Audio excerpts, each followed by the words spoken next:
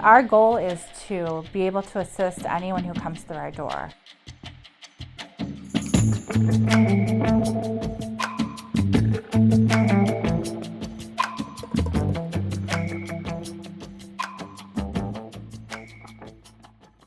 My name is Rachel Trainer. I am with the Supportive Services for Veteran Family Program, and I am the director for that program.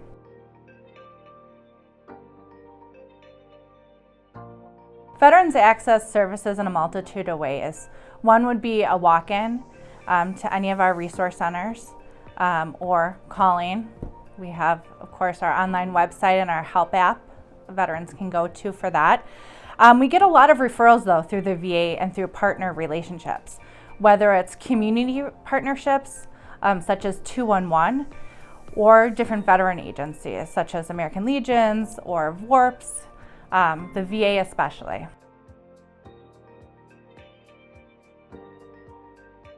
So during COVID, CVI created a CVI Help App that would be widespread to people throughout not just Wisconsin, but really all over. The focus of the Help App, though, is Wisconsin-based as far as resources being in Wisconsin. So they can be anywhere. They can type in a need that they have. Maybe it's food, maybe it's shelter or clothing, or maybe it's just getting ahead on their utility arrears or some sort of financial assistance.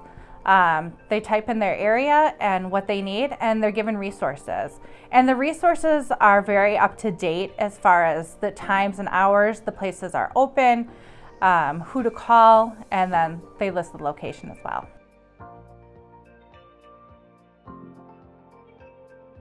So SSVF stands for the Supportive Service of Veteran Family Program. This program is a VA-funded program, and it's been around for 11 years. The goal of the program is to work with veterans and their families who are homeless or at risk of being homeless and help them maintain or obtain housing and at that permanent housing. It offers a variety of services such as rental assistance, security deposits, other financial assistance such as car repairs and utility assistance and child care assistance, as well as wraparound services. It's unique because it works not just with the veteran, but with all the family members. So if there's a veteran and a spouse, and the spouse needs services and she is not a veteran, we can link and do case management with her as well. So we're partnering to serve the whole entity of the family and not just one person. Families can consist of one person, they can consist of 5 or 8. We're very open with the term family and how it's defined, but the head of household needs to be the veteran when coming to utilize our services.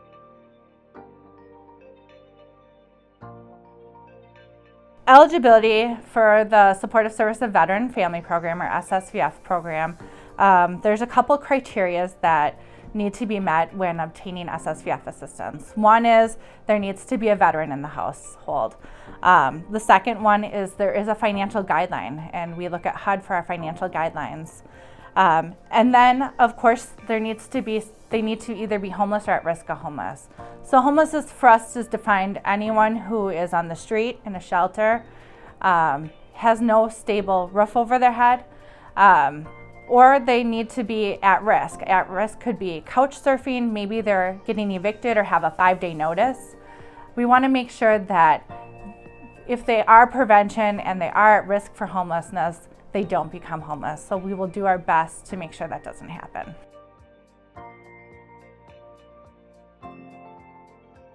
I think right now one of the biggest challenges is the housing stock. It's just not there. Affordable housing is hard to find now. It's especially hard to find for veterans who are on a fixed income. We're seeing people come through our doors that we've never seen before, that this is their first time they've ever gotten behind on their rent. This is their first time they've ever been faced with homelessness. We're seeing elderly veterans come through our door, and we're linking them to services to try and get them into a place that's stably housed and that they can afford and continue to afford ongoing. We're also seeing a lot of families come to us, more so, and single parents with children. And so that's sometimes harder to find housing because you need to have more bedrooms, there needs to be larger space, And then of course it needs to be affordable and in a safe area.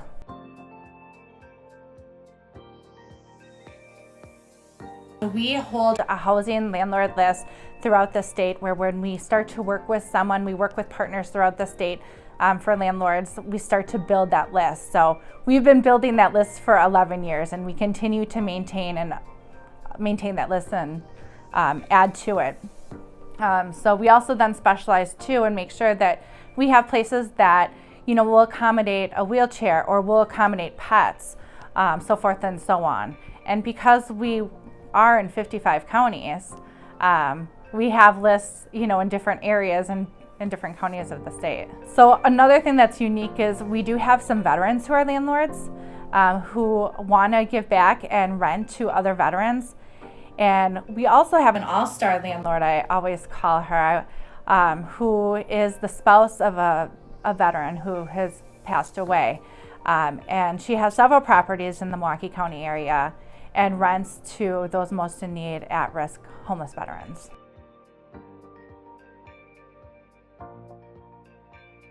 So if someone were to call us from a county that we don't serve, we would refer them to an agency that did serve them.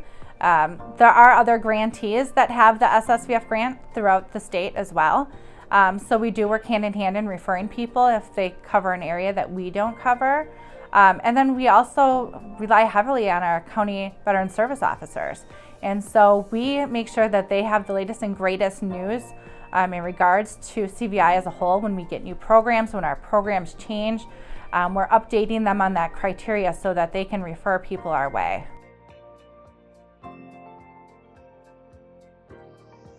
We have the technology to do a lot of stuff remotely, but we do travel a lot. We have several different offices. So Milwaukee is our hub office. We also have an office in Racine, Waukesha, Fond du Lac, Green Bay, La Crosse, Eau Claire. So we're all over. So anyone can go to any of those offices and meet face to face.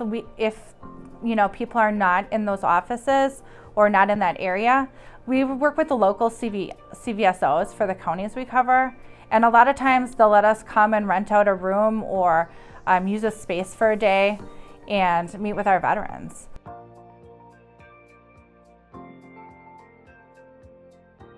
There's lots of different reasons why people become homeless. Right now we're seeing people become homeless because rents are going up and people want more money for the places they have. We see that income is not changing a lot. The requirements for getting into housing is increasing. Some landlords want 3 times the rent, and that's not feasible for people who are on a fixed income. So that's why, again, we're seeing people who are homeless who've never been in this situation before.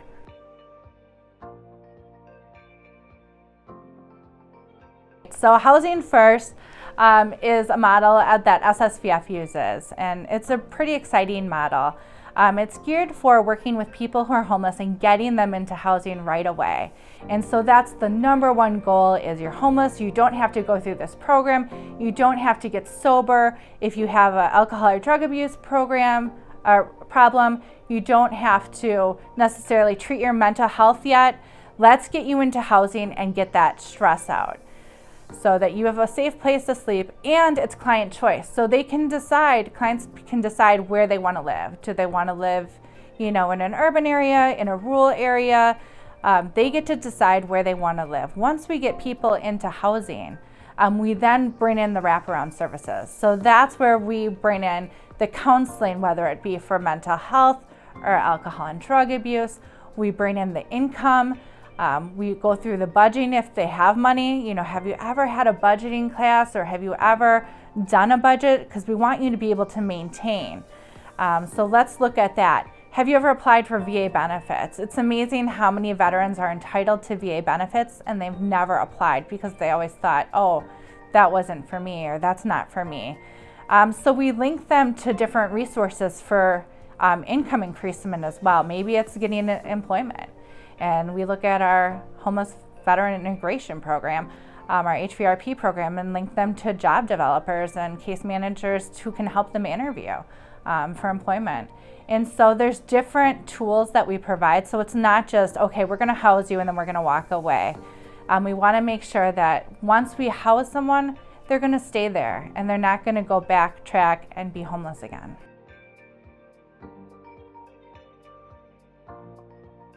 It really depends on how organized really the veteran is and the family is. I mean, there are documents we require as far as social security cards, and we can pull veteran status right away that day, so we can enroll people right away. Sometimes it takes time to find housing, and especially housing options that maybe that veteran wants. Some people in some of the rural areas, it takes a little longer because the housing just isn't there. Where in Milwaukee or more urban areas, we're seeing it can go quicker. There isn't a set timeline, I would say, for anyone, because it really is a case-by-case basis. But we have housed people. We've turned people around within the same week and gotten them into housing. That's not uncommon to do. It's also taken people, several weeks to get into housing. With people who have, evictions on their records and maybe colorful credit, that can sometimes take longer, and more negotiating and advocating for that veteran or that veteran family with the landlord, and looking at security deposits and maybe double security deposits, and what does that mean.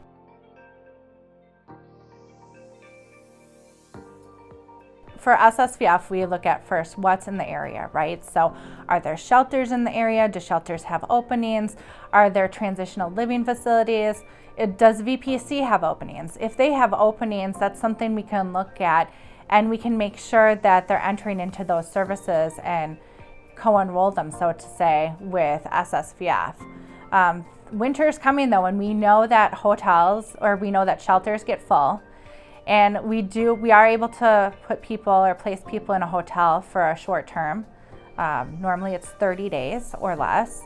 And then the goal is to transfer them into stable housing, or worst case scenario would be into a shelter or transitional living facility, where they can stay a little bit longer and still work on their housing plan.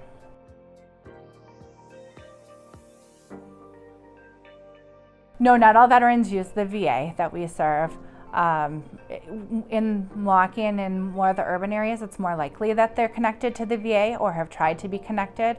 In some of the rural areas we service, a lot of veterans actually don't use the VA and have never gone to the VA, whether they don't trust the VA or they feel like they may not be entitled to their services, whether it be health care or benefits of any sort, and so forth and so on. We have a healthcare navigator. We actually have two healthcare navigators, one out of Eau Claire and one out of Green Bay, that works with veterans to help them get into the VA if that's something that they want to do, and build a relationship with the VA. So if they're seeking out services for medical, we see as people start to get older, issues start to rise in our health. It's a common thing. And so it can be very pricey to go to a normal doctor, and to go to a VA when you're entitled to go there and get health care is just amazing for people. So we do see that, and we do build that relationship.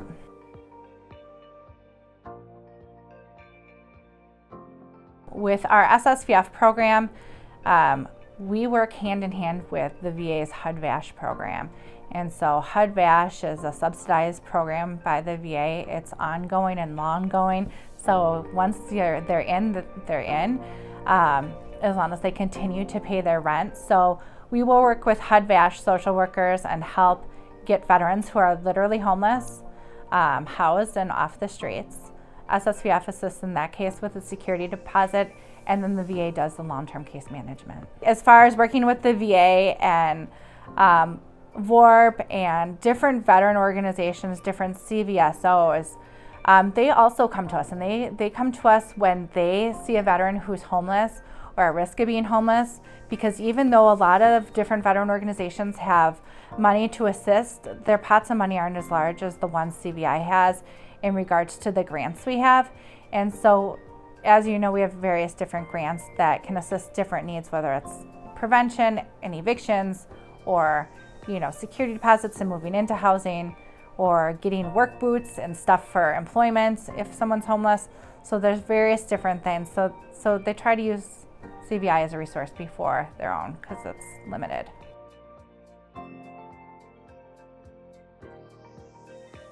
So we work a couple ways with community partners. We work with community partners by them referring to us as far as going through 211.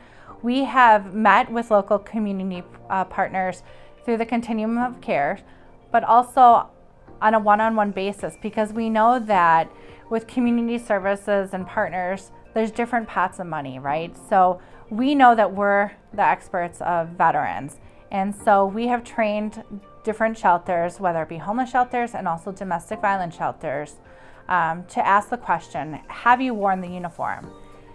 Instead of, are you a veteran? In the beginning, when I started at CVI, we trained people to say, are you a veteran?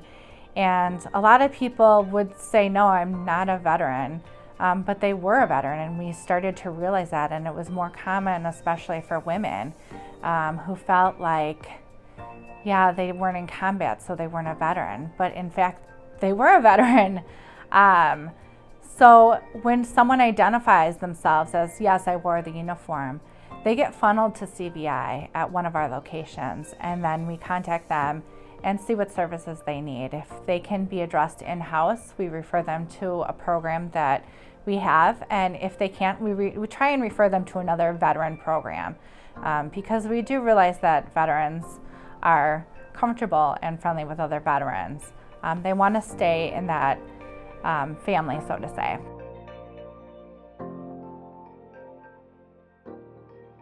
There's definitely a larger reach. We are a Wisconsin-based organization.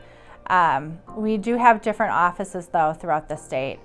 We cover 55 counties, and offices, our hub office is in Milwaukee. And then, of course, we have Waukesha, Racine, La Crosse, Eau Claire, Green Bay, and Fond du Lac.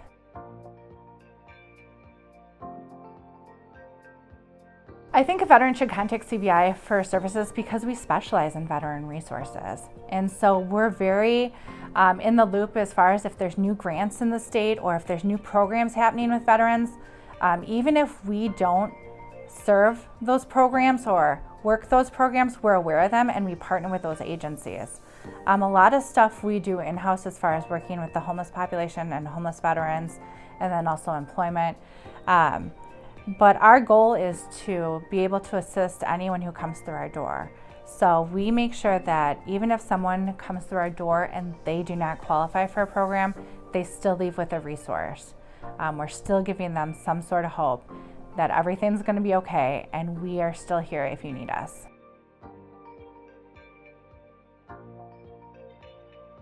So I have been with CVI for 11 years. I started as a case manager. And I worked my way up to a director position. I think what's kept me here this long is every day is a new day. There's always a new case. There's always new clients coming through the door with new situations. No day is really the same. The work and the process of the work might be the same, but the scenarios aren't the same. The people coming through the door aren't the same. As a director now, I find it empowering I can empower my staff now and teach them new ways to establish rapport, and then also work on the difficult cases with them and create, new ideas and different treatment plans and so forth and so on, to assist that veteran.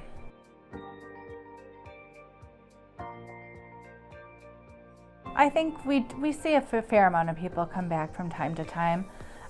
We see people lose jobs and need to come back. It really varies, but it does happen. It's not uncommon. I wouldn't say it happens to everyone, though. There are many people who come to us and it's one and done. They're in the situation, they have a job, they just haven't gotten that first paycheck, and then we never see them again.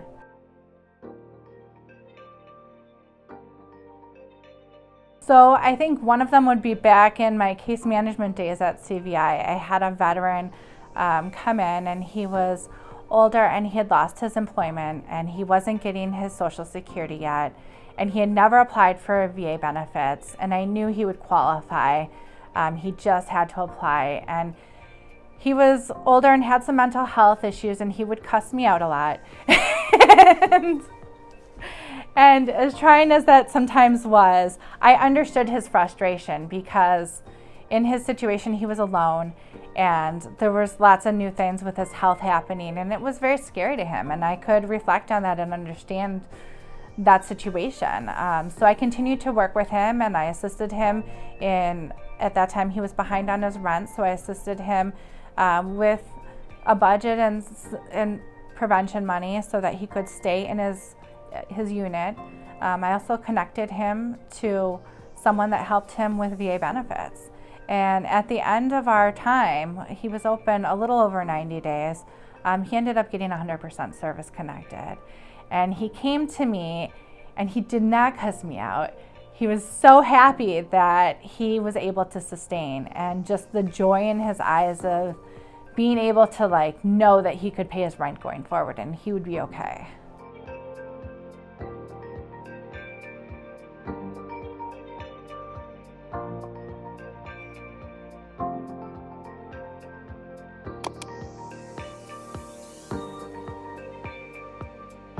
Hey guys, if you enjoyed this one, check out these videos right over here, and we'll see you in the next video.